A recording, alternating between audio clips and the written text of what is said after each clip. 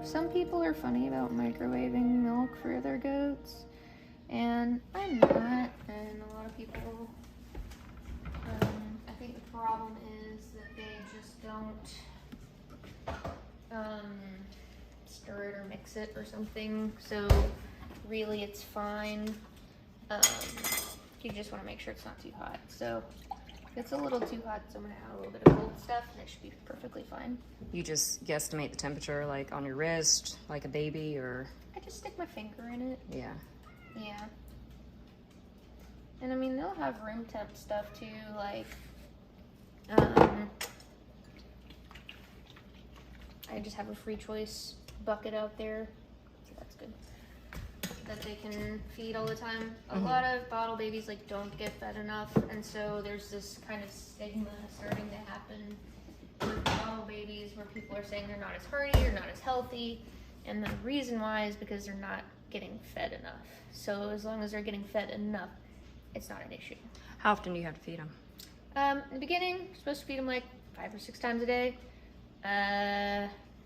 Sugar, the one that's screaming at us, should be around 3 to 4 max, and she's about 4 weeks old. I feed her extra because I'm feeding the other kids, but she literally like won't take the bottle half the time because she just doesn't need it.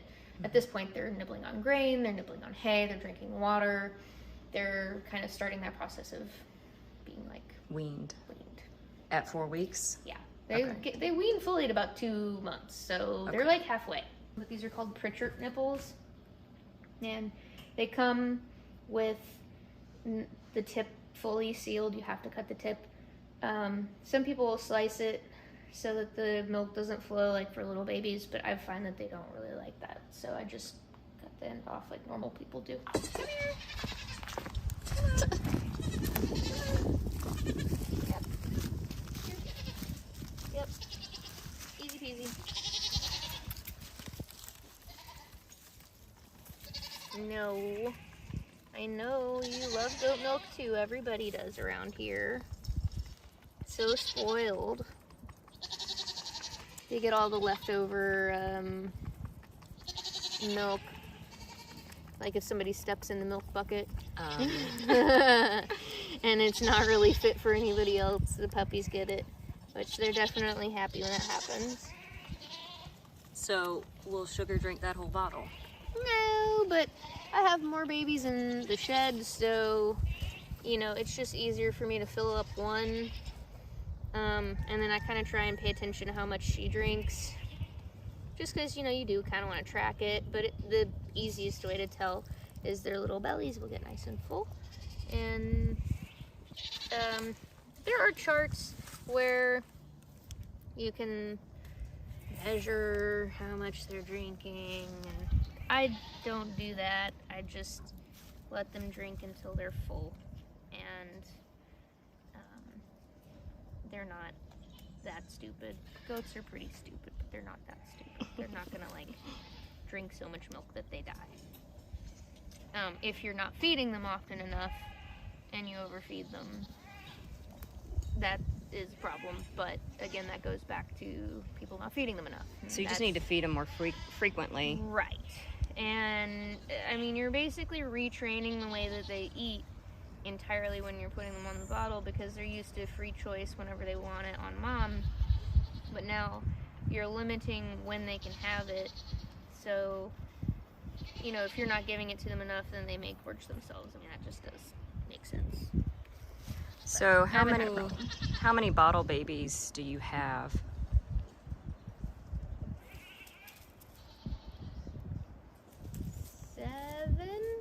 7 right now. And why are they on the bottle? Well, with dairy goats, you want them to be friendly and want them to come up to you. You don't have to chase them down and try and milk them. Sometimes you can still dam raise, and also some people will dam raise as well as put them on the bottle and do a little bit of both. I find that to be annoying, and I don't do that. It's either one or the other. But they do this with like dairy cows too. I mean, you know, you go to a dairy farm, which there is actually one down the street, and you see all those bottle calves, and they're that way so that you handle them and they're very familiar with you. And it's even more so important when they're like, you know, 2,000 pounds and you don't want to get squished. How many kids did you get this season? Kids, I think I'm up to 19, maybe 22 at this point. And I have two does that are due any day with multiples, I think three or so each.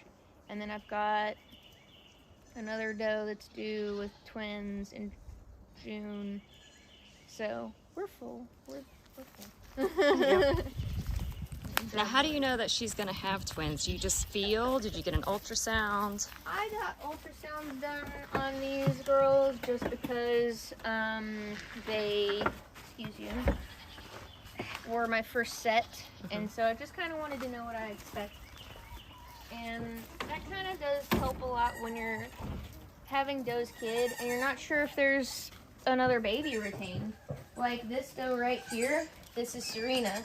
And you see she's got these two lovely little baby girls right here with us that were born yesterday. Well, Serena was acting a little funny, and I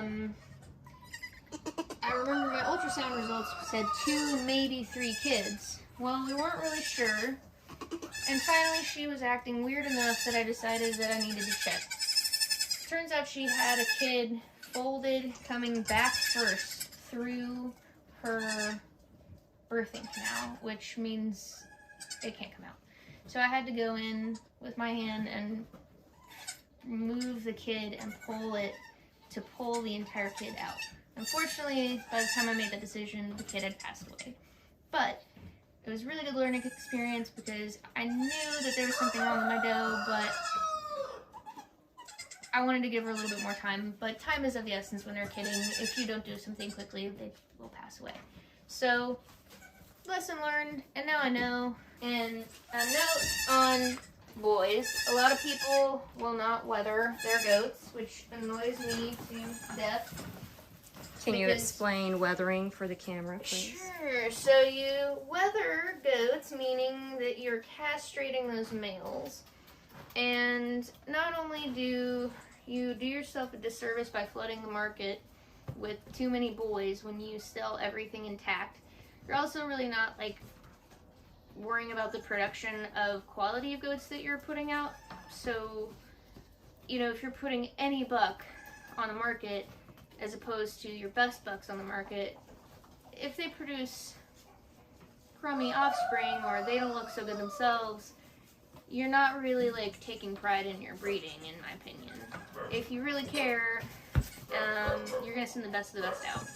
Now, with does, you can't really like spay them. It's really expensive and very invasive.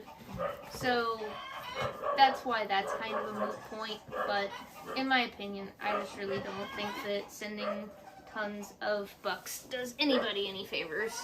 There's enough. And then you can ask really good prices for the things that you actually find of really good quality as well. Thank you, 2 more. Little fatty. And I am really proud of these little doe kids. I think that they're unfolding super nicely. The buck that they were bred to, I brought in from Florida. And they have just the most beautiful hind ends on babies. And I'm just super pleased with that purchase. The importance of having wide dairy goats is so that you actually, you know, don't have trouble with kidding. The wider they are in the hips, pins, the whole rear end, it's just super important. And then you also have more space for an udder to come in. So your udder is probably going to be a little bit more, I guess, capacious, because there's actually space for it to be there. So you're gonna be a very cute little wether, aren't you, buddy? And his little ears will flop up eventually. But right now, they are super cute and floopy. And then we gotta all get disbudded too, which is another must-have for dairy goats. Can you explain disbudding? So disbudding is when they take a hot circular iron and burn the top of their head where the horns would grow in. And the bucks, you have to do a figure 8 for some reason to keep the horns from growing, otherwise they'll develop scurs. But they burn it, knock the cap off of the top of that, and it basically just keeps them from growing horns. Both the males and the females develop horns? Yes, everyone develops horns. Will everybody be disbudded? Everyone will be disbudded unless for some reason somebody pays for them to not be disbudded. But, you know, you can't show. You've got a, like, whole mustache going on, buddy. You can't show your goats if they have horns. And so if you're breeding registered stock, you know, most people want them disbudded. Some people will only buy polled goats. So polled means that they will not grow horns at all. So like Sugar, our little friend that was running around screaming earlier, did not have to be disbudded because she is polled. So that's always nice. That just means they have a genetic, like, genetically they won't grow horns? Exactly, is that... yeah. Okay. And some people, I see mixed stuff on this too, will not breed polled to polled because you can actually create hermaphrodite goats, they say.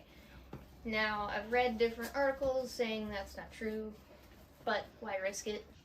What are some reasons, or what's the main reason for debudding? Because I imagine some people watching this might think, oh, why would you do that to a goat? Right, so that is important for a lot of reasons. They can hurt each other. They can hurt you.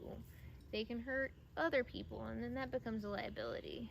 These goats get pretty big horns, and they hook you one good time, especially those 75-pound bucks, and you might be really seriously injured.